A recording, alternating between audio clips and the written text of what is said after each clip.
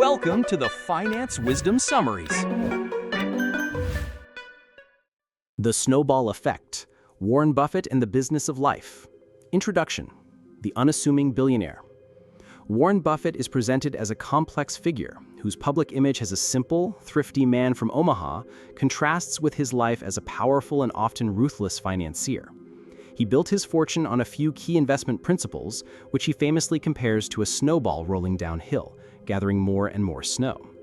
This biography, based on extensive interviews and personal insights, aims to capture the man behind the myth, exploring his childhood, family life, and the intellectual journey that shaped his unique approach to business and life. Chapter 1. The Less Flattering Version. In Omaha in 2003, Buffett is described in his unpretentious office, surrounded by mementos of his career. He is a creature of habit, wearing an ill-fitting suit and spending his days reading and watching muted financial news. He tasks the author, Alice Schroeder, with writing his biography, insisting she use the less flattering version of his story whenever there's a conflict in recollections. The chapter opens with Buffett pondering the origins of his drive to make money, dismissing Balzac's notion that behind every great fortune lies a crime. This sets the stage for a narrative that will explore his life with a critical yet empathetic eye. Practical application: embrace humility. Buffett's willingness to admit to his own flaws and to accept less flattering versions of his story disarms others and fosters trust. This approach can be a powerful tool in personal and professional relationships.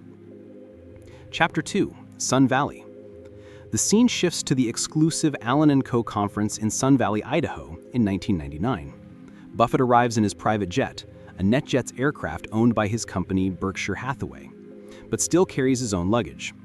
The conference is a gathering of the world's media, tech, and financial elite, all of whom arrive in luxury but mingle in a faux democracy orchestrated by host Herbert Allen. This year, the air is thick with the hubris of the new tech moguls, whose companies trade at astronomical valuations with no earnings. Buffett, a symbol of the old paradigm, is scheduled to speak. He delivers a powerful, aphoristic speech that predicts a period of low returns for the stock market, comparing the irrational exuberance to the stock market mania of 1929. He uses historical examples of the automobile and airline industries to illustrate that revolutionary innovations don't always lead to investor riches. He tells a joke about an oil prospector who believes a rumor of oil in hell, a thinly veiled criticism of the audience's speculative behavior. The speech is met with a standing ovation, but also with resentment from those who believe Buffett has missed the boat on the tech boom. Practical application: be a contrarian. Buffett's core message is that the market is a voting machine in the short term and a weighing machine in the long term. He advises against following the crowd and instead focusing on the intrinsic value of a business. This principle can be applied to daily decisions by not succumbing to popular trends without careful thought. Chapter 3. Creatures of Habit. This chapter introduces Buffett's partner, Charlie Munger, and delves into the daily routines of both men. Munger is a creature of habit, meticulously following the same schedule, admiring historical figures, and giving generously to causes that appeal to his Darwinian sensibilities. Buffett, despite his claims to the contrary, is equally ritualistic. He spends his days in his office, consuming newspapers and business reports. He explains his inner scorecard, a personal measure of success based on his own judgment, not on the opinions of others. This inner scorecard was deeply influenced by his father, Howard Buffett, a man of unwavering principles who didn't care what others thought. Practical application: develop an inner scorecard. Judge your actions and decisions based on your own values and principles, rather than seeking external validation or approval. This internal compass provides the strength to stick to your convictions, especially when they are unpopular. Chapter 4. Warren, what's wrong? The year 1999 concludes with the brutal market for Buffett stock, Berkshire Hathaway. The stock, which had been a consistent outperformer, is now derided by pundits as outmoded. The headline, "Warren, What's Wrong?" in Barron's, encapsulates the public sentiment. Buffett's refusal to invest in technology stocks seems to have cost him dearly in the short term. The chapter contrasts the valuations of old economy companies like Toys R Us with new economy darlings like eToys, highlighting the market's irrationality. Despite the immense pressure and a cascade of negative press, Buffett does not waver. His inner scorecard, inherited from his father, keeps him from succumbing to the temptation to change his strategy. Practical application: stick to your principles in the face of pressure. True strength lies in remaining committed to a sound long-term strategy, even when short-term results are disappointing. Avoid emotional reactions to market fluctuations or public criticism. Chapter 5: The Urge to Preach. This chapter provides a historical look at the Buffett family legacy, tracing it back to the 17th century. The family history is marked by a legacy of thrift, a talent for business, and an urge to preach. Warren's father, Howard, is introduced as a man of high integrity and deep-seated political convictions, shaped by his childhood as an outsider in Omaha's social hierarchy. His wife, Layla, is an ambitious, thrifty, and sometimes emotionally volatile woman who also feels a strong urge to preach. The chapter paints a picture of a family deeply conscious of its place in society and driven by a strong sense of duty and moral rectitude. Practical application: understand your roots. A person's values and behaviors are often shaped by family history and upbringing. Reflecting on these influences can provide insight into your own motivations and beliefs. Chapter 6: The Bathtub Steeplechase. Warren's childhood during the Great Depression is detailed. His father, Howard, loses his job and his money in the bank crash of 1931, but quickly starts a successful stockbroking firm. The family struggles with poverty, and Howard's political rants against FDR and socialism deeply influence young Warren. The chapter highlights the dark side of his family life, particularly his mother Layla's unpredictable rages and verbal abuse. Warren and his sister Doris are deeply affected, with Warren learning to hide from the emotional turmoil. The chapter also introduces Warren's early fascination with numbers and his imaginative games, such as the bathtub steeplechase with marbles, through which he learns to calculate odds and seek patterns. This period, marked by both economic hardship and personal trauma, forges his cautious and methodical nature. Practical application: develop emotional resilience. Buffett's experiences taught him to compartmentalize and find solace in his own world of numbers. This skill, while developed under duress, can be a useful tool for maintaining focus and emotional stability in challenging situations. Chapter 7: Armistice Day. Warren enters school and continues to exhibit his obsession with numbers and collecting. He and his friend Bob Russell collect license plate numbers as a game to catch bank robbers, revealing an early interest in detective work and crime. His competitive nature is evident in games like ping pong and school-wide spelling bees and math contests. The chapter recounts the family's move to a larger house and Layla's improving relationship with her youngest daughter, Bertie, a stark contrast to the continued tension with Warren and Doris. Warren's Aunt Alice is a source of warmth and encouragement, gifting him a stopwatch that he uses for his games. The chapter concludes with a pivotal childhood moment: Warren's failure to play the echo trumpet part correctly at a school ceremony. This experience, seared into his memory, teaches him that it is better to be a leader than a follower. Practical application: cultivate intellectual curiosity and a competitive spirit. Buffett's childhood games of counting, collecting, and competing taught him to seek information and find an edge. Embrace your passions, whether they are in business, a hobby, or a sport. Chapter 8: 1,000 Ways. Warren's entrepreneurial journey begins in earnest. He starts several small businesses, selling chewing gum, Coca-Cola, and golf balls. He's a natural salesman, but also unyielding in his business principles, refusing to sell a single stick of gum from a pack. The chapter details his fascination with money and independence, a vision that is cemented during a trip to New York with his father, where he meets Sidney Weinberg of Goldman Sachs and is mesmerized by the custom-made cigar on the New York Stock Exchange floor. He discovers a book titled 1,000 Ways to Make $1,000, which introduces him to the powerful concept of compounding. At age 11, he makes his first stock investment in Citi Service Preferred, learning the crucial lessons of patience and the responsibility of investing for others after he sells too early. Chapter 9: Inky Fingers. The United States enters World War II, and Howard Buffett is elected to Congress, an event that uproots the family to Washington, D.C. Warren struggles with the move, finding himself in a more sophisticated school environment where he feels socially maladjusted and lonely. His grades suffer as he rebels against his parents and teachers. To earn money, he takes on multiple paper routes, demonstrating a ferocious work ethic. His biggest route is to the exclusive Westchester apartment complex, a coup that gives him a huge operation at just 13 years old. Warren's grades drop significantly, and his parents, concerned about his behavior, threaten to take away his paper routes. This threat, which targets the source of his autonomy, forces him to change his ways. He finds a system for social interaction in Dale Carnegie's How to Win Friends and Influence People, which he applies with methodical precision, learning to avoid criticism and give sincere appreciation. Practical application. Find a system for self-improvement. Warren's use of Dale Carnegie's rules is an example of how a systematic approach to developing social skills can be highly effective. To overcome weaknesses, break down the problem, and apply a disciplined, repeatable process. Chapter 10. True Crime Stories. This chapter reveals a darker side of Warren's teenage years in Washington. He falls in with bad people and engages in a period of rebellion, which includes shoplifting from Sears. He also creates several small businesses, including a pinball machine partnership. His grades are poor, and his behavior is disruptive. His parents are deeply concerned, and the threat of losing his paper routes is what finally motivates him to straighten out.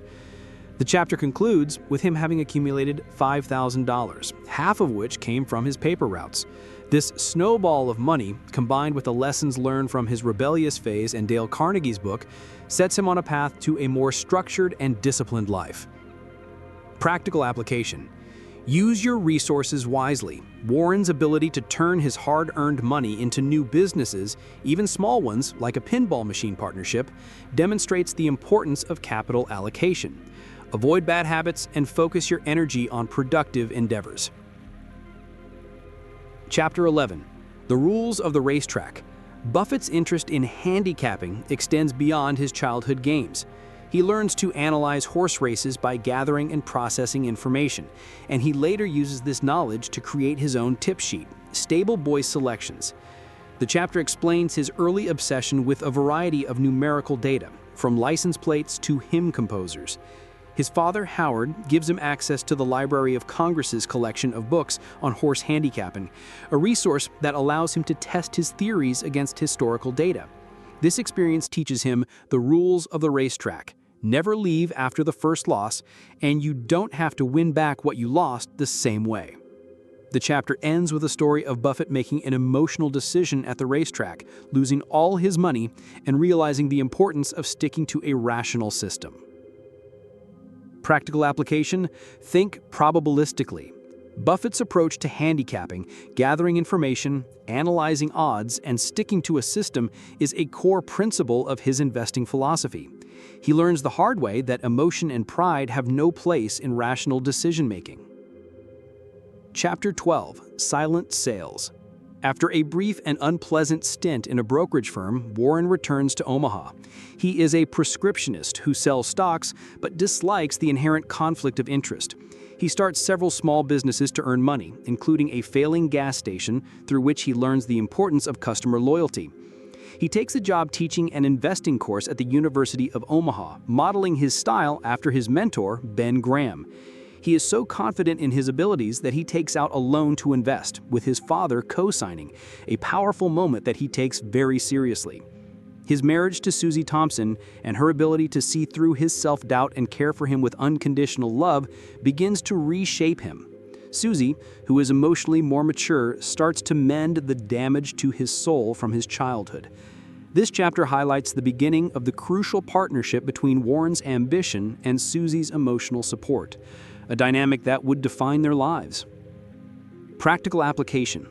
Align your business with your principles. Buffett's distaste for the conflicts of interest in being a stockbroker leads him to seek a new way to work. He realizes that a truly successful and sustainable career must be built on a foundation of integrity. Chapter 13. The Unwinding. Buffett, having made a fortune with his investment partnerships, decides to close the fund. The stock market is in a bubble with no good opportunities for a value investor. He writes his final letter to his partners outlining his strategy and explaining that he is no longer attuned to the market. He also reveals that he is transferring the partnership's assets into two companies he controls, Berkshire Hathaway and Diversified Retailing. He gives his partners the option to take their money in cash or stock, but makes it clear that he will buy all the stock he can from those who choose cash. This move is a loyalty test, and those who sell are effectively leaving his club. He continues to buy up all the stock he can, even as his own net worth is declining. Practical application. Prioritize ethical behavior and accountability.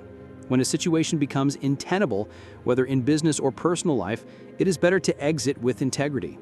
Buffett's unwinding of the partnership, while self-serving, is done with a sense of responsibility to his partners. He teaches that you should never sacrifice your reputation for short-term gain. Chapter 14. The Scaffolds Sway the Future. This chapter focuses on Buffett's evolving role as a public figure and his growing involvement in politics and philanthropy. He is a supporter of Martin Luther King Jr. and uses his influence and money to advance the civil rights movement. His involvement in politics is marked by a deep distrust of the establishment and a desire to support principled, if not always successful, candidates. He's deeply affected by the assassinations of Martin Luther King and Robert Kennedy and the Vietnam War. He sees the corruption of democracy and believes that the rich should pay their fair share to society. His philanthropy is a way to give back to the society that has so disproportionately rewarded him. Practical application. Use your influence for good. As your success grows, so does your capacity to affect positive change. Buffett's story shows that wealth can be used to promote social justice and address systemic problems. Chapter 15. Dry Tinder. The chapter details the end of Buffett's troubled childhood with the death of his mother, Leela, at age 92. Leela's death marks a pivotal moment as Warren and his sisters, Doris and Bertie, are finally freed from her emotional abuse. The family's dynamics shift, with Warren and Susie assuming the role of patriarch and matriarch. The chapter also recounts Susie's growing involvement in Omaha's civil rights movement and her distress over the social issues facing the city. She tries to involve Warren in her causes, and he responds by channeling his energy into philanthropy and political activism. Practical application. Be a good steward of your wealth. Buffett and his family use their money to support causes they believe in, rather than accumulating it for its own sake. They see wealth as a claim check on society that should be used to improve the lives of others. Chapter 16. The Genie. Buffett, now at his 60s, is at the height of his fame and wealth. He gives a series of speeches to college students, telling them a fable about a genie who offers him a single car to last a lifetime. The moral of the story is that you only have one mind and one body, and you must take care of them as if they are the only ones you'll ever have. This parable reflects a growing awareness of his own mortality and a desire to pass on his wisdom to a younger generation. Practical application. Treat your mind and body like a car you have to keep for a lifetime. Invest in your physical and mental health. This is the most valuable asset you have and will determine your quality of life far more than your financial wealth. Final condensation. Warren Buffett's life is a masterclass in the power of compounding. Not just money, but knowledge, reputation, and relationships. From his disciplined childhood as a paperboy, obsessed with numbers and self-improvement, to his rise as an investor and CEO, he consistently applied a rational, long-term approach to every challenge. His core philosophy, heavily influenced by his mentor Benjamin Graham, is to invest in wonderful companies at fair prices and hold them for the long term. Beyond finance, Buffett's journey is a story of personal growth, marked by a constant struggle between his internal compass and external pressures. His life and the vast fortune he built stand as a testament to the idea that patience, integrity, and a relentless focus on what truly matters are the most powerful forces for success. The Snowball, Warren Buffett and the Business of Life. Resumo complete in English. Chapter 1. The less flattering version. Warren Buffett is introduced in his modest Omaha office in 2003, surrounded by memorabilia from his long career. He is described as a creature of habit, wearing an old suit and spending his days reading with a muted financial news channel always on in the background. Buffett tasks the author, Alice Schroeder, with writing his biography, famously instructing her to always use the less flattering version of any story if there is a conflict in recollection. He opens by questioning the famous quote by Balzac, "Behind every great fortune lies a crime," insisting it doesn't apply to Berkshire, setting a tone of inquiry into the true source of his success. Practical application. Humility as a strength. Buffett's willingness to expose his flaws and accept less flattering narratives is a form of humility that disarms others and builds trust. This approach can be applied in leadership by acknowledging imperfections and valuing authenticity over a flawless image. Chapter 2, Sun Valley. The setting is the prestigious 1999 Allen & Co. conference in Sun Valley, a gathering of the world's elite in media and technology. Buffett arrives in a private jet but still carries his own bags, a symbol of his paradoxical nature. The atmosphere is one of a faux democracy where the rich and famous mingle. He delivers a keynote speech that challenges the new paradigm of the internet age, which values companies based on clicks and eyeballs rather than earnings. He uses historical examples of the railroad and airline industries to argue that while new technologies revolutionize the world, they often fail to create riches for investors. Buffett's analogy of the oil prospector who follows a rumor to drill in hell serves as a pointed critique of the speculative frenzy. The speech is met with a standing ovation, but also with silent resentment from those who feel he has missed the boat. Practical application. Stick to intrinsic value. Buffett's core message is that the market is a weighing machine in the long run, and true value is what matters. In daily life, this means resisting the urge to follow fads and trends, and instead focusing on what is fundamentally sound and valuable. Chapter 3, Creatures of Habit. This chapter introduces Buffett's longtime partner, Charlie Munger, and details the routines of both men, highlighting their shared fascination with business as a puzzle.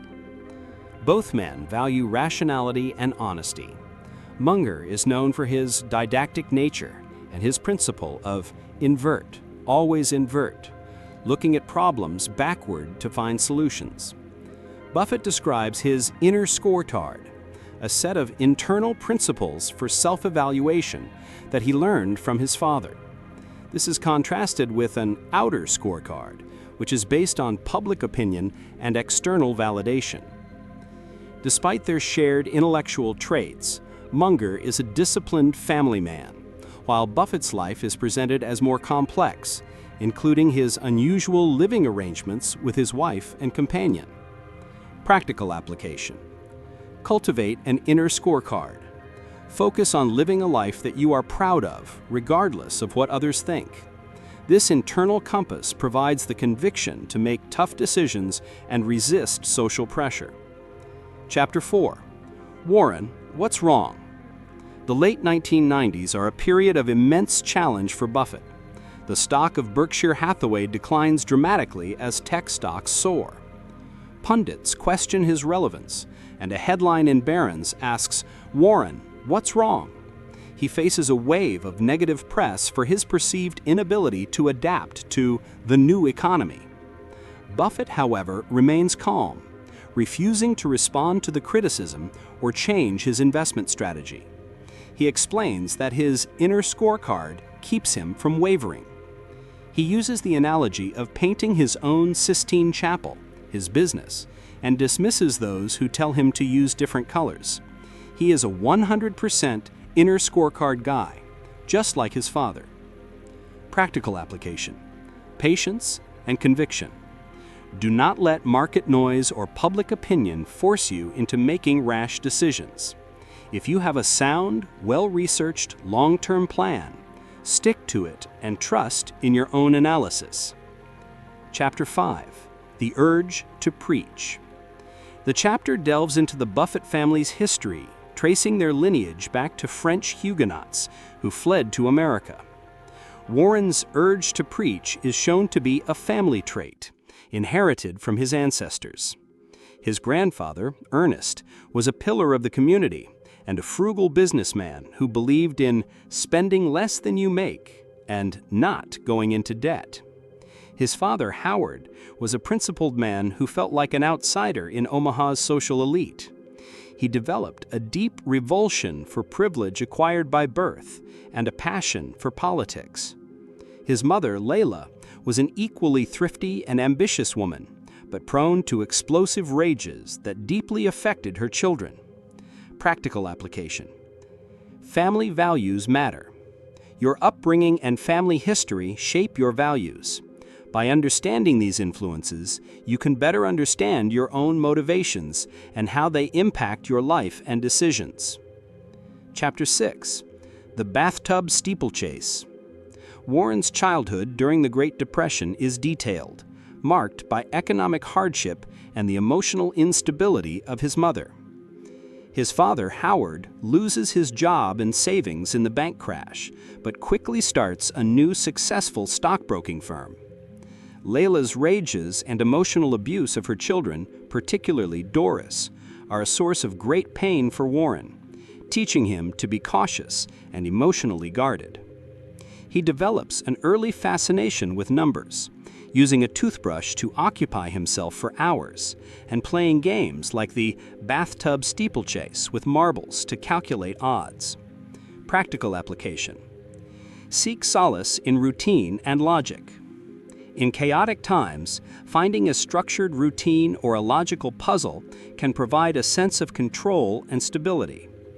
Buffett's focus on numbers help him cope with the unpredictable environment of his childhood. Chapter 7. Armistice Day.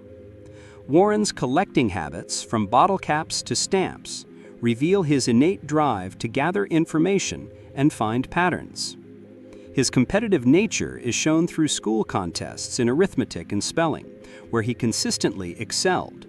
He skips half a grade, leaving his friends behind, but proving his intellectual prowess.